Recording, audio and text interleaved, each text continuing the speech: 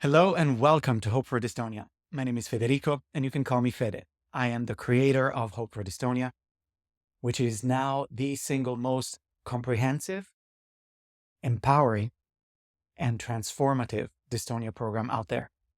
I created Hope for Dystonia because I needed to get my life back and I wasn't getting much help out there. I had a hard time speaking, chewing, and walking because of dystonia. And I knew that I couldn't continue that way. And that's how I developed the method that gave me my life back. If you yourself are on a journey of healing and you're interested in getting to know yourself so that you can transform your circumstances, I highly, highly recommend that you check out the link in the description below. It'll take you to the video on the 8 steps of the Hope for Dystonia recovery roadmap.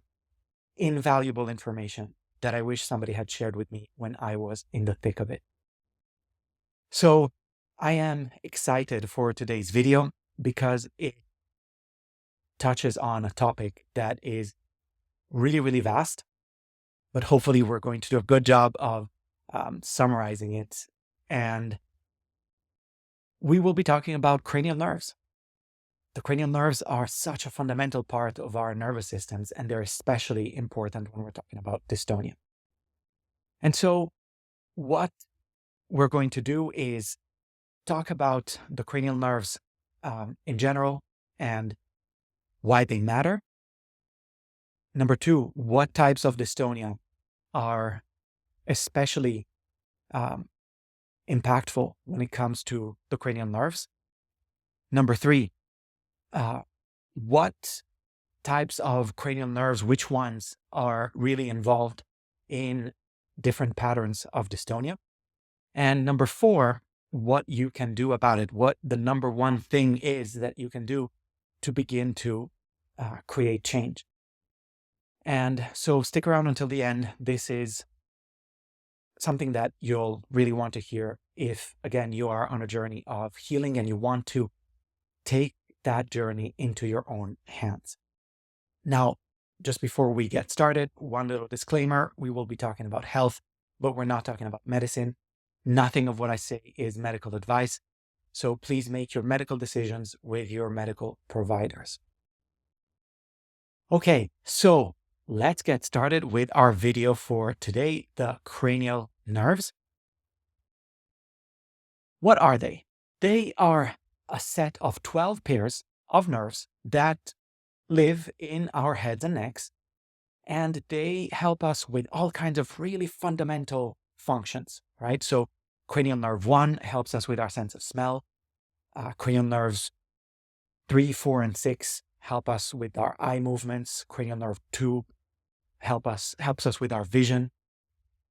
Cranial nerve 5 helps us with our chewing and the position of the jaw and sensation in the face. Cranial nerve 7 helps us taste things in our tongue, especially the front of it. And it helps us with our facial movements, our facial expressions. It helps us with our eyelids. Cranial nerve 8, our hearing and sense of balance. Cranial nerve 9, the back of the tongue, certain sensory functions around taste and swallowing. Cranial nerve 10, this really all-powerful nerve that is also known as the vagus nerve. It helps us with our breathing, with regulating our heart rate, with responding autonomically to a sense of safety or threat we may perceive in our environment, and all kinds of other really fundamental things. Cranial nerve 11 helps us with the innervation of the muscles that change the position of our head and our neck. So you can see how that's really relevant, for example, for cervical dystonia. And cranial nerve 12 helps us move our tongue. And you can see how the cranial nerves are really fundamental in helping our central nervous systems, our brains, understand our place in the world and regulating our bodies in response to what we perceive out there. And so when we suffer from dystonia, this whole system is somehow impacted and is not functioning the way we would want it to, right? At the same time, we can recognize that when it is not working the way we expect it to, it is because this system has received inputs that were harmful or dysfunctional. And so the nervous system is really doing the very best that it can in order to keep us alive and in one piece. So, okay, these are the cranial nerves, and this is why they matter, right? They're really fundamental pathways in our nervous systems. And so, what types of dystonia are really related to the cranial nerves? Well, the obvious one is cervical dystonia, right? When we're stuck this way or that way, or, with our retrocollis, it's really a matter of the cranial nerves having a hard time positioning the head. And one nerve that is especially impacted is that 11th cranial nerve.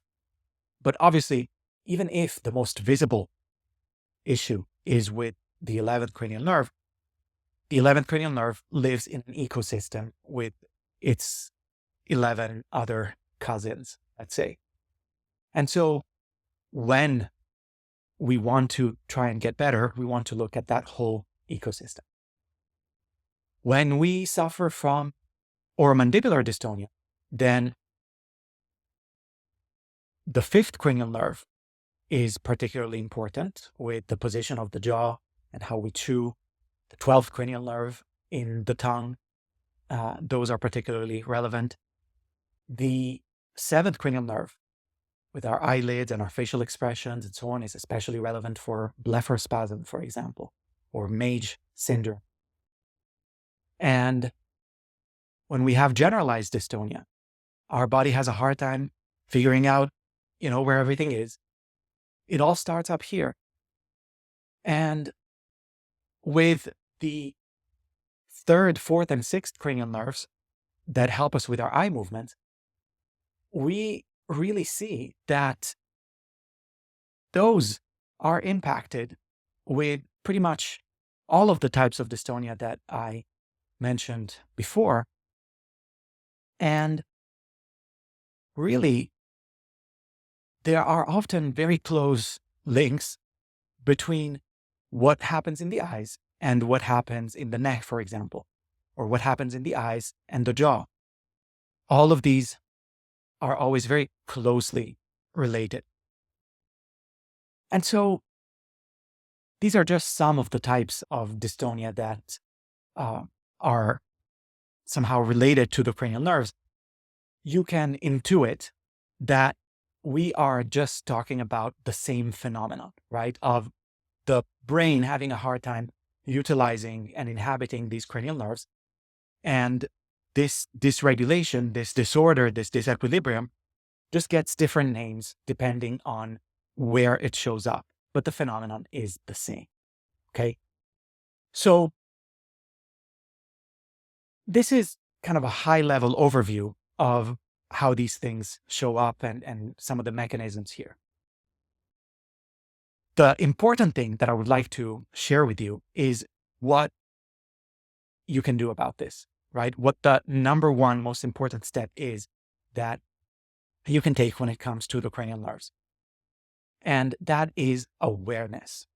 There are a lot of programs out there that will just have you do things mechanically and, just do what I say and things will work out. And sometimes it works, right? Sometimes it does work out when things are really simple. In my experience, in most cases, things are not simple and there's really a lot going on. And it helps to have our own awareness and our own felt sense of what we are doing with the cranial nerves, in what ways we are inhabiting them, how we are utilizing them, what we're using too much and what we're using too little, so that little by little, when we are nice and regulated, we can begin to try to wake up what is sleepy, what is underused, and learn to let go of what we are overusing, what is spasming, those hypertonic muscles. And I said it helps. In my experience, it's really fundamental. It is one of the key steps in my own recovery. And it is always one of the first things that we do with the amazing individuals that I have the privilege of working with at Hope for Dystonia. We always begin with a mapping of the cranial nerves, right? So when we map the cranial nerves, we're helping each person feel what everything does and what the felt sense of each cranial nerve is. This is what it feels like when I'm overusing my fifth cranial nerve, right? And I'm clenching on one side or the other or both. This is what it feels like when I'm having a hard time utilizing my seventh cranial nerve, maybe on one side of my face, right? And I'm having a hard time getting things to move when I smile, and so on and so forth, right? And then this is what I can do to try to speak to each one of these cranial nerves and try to get it to wake up when it's sleeping. And this is how I can opt out of patterns of excessive usage of cranial nerves that are hypertonic. Okay.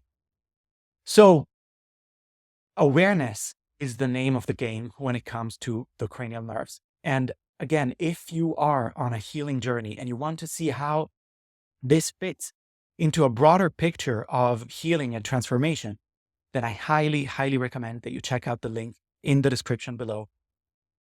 It will lead you to those 8 steps, and you'll see how this awareness of the cranial nerves fits into a broader picture of finding regulation in the nervous system more broadly, learning to work with the wounds that we carry within that cause us to be dysregulated in the face of life's challenges, how we can induce neuroplasticity so that we can learn to use the cranial nerves differently by default. All of these things are really invaluable steps in our journey of healing. And so once again, I hope that you'll check out that link.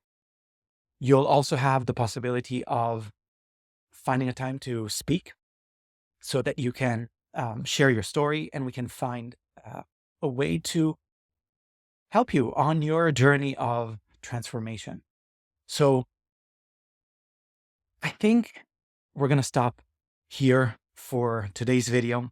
I hope the information that I gave you is helpful.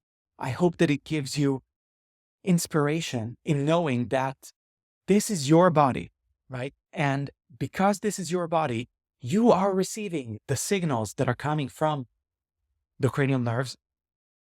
Nobody else is receiving those signals in the way that you do. And because of that, you have the power to create change.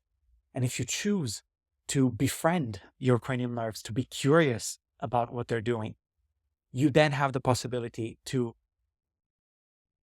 do something new and different that is more symmetrical, that is more whole, right? That brings back the parts of you that you may have forgotten about in favor of the ones that you are overusing. So thank you very much for your attention, and I look forward to seeing you soon on hopefordystonia.com. Subscribe and like the video if you haven't yet, and see you next time. Much love. Bye.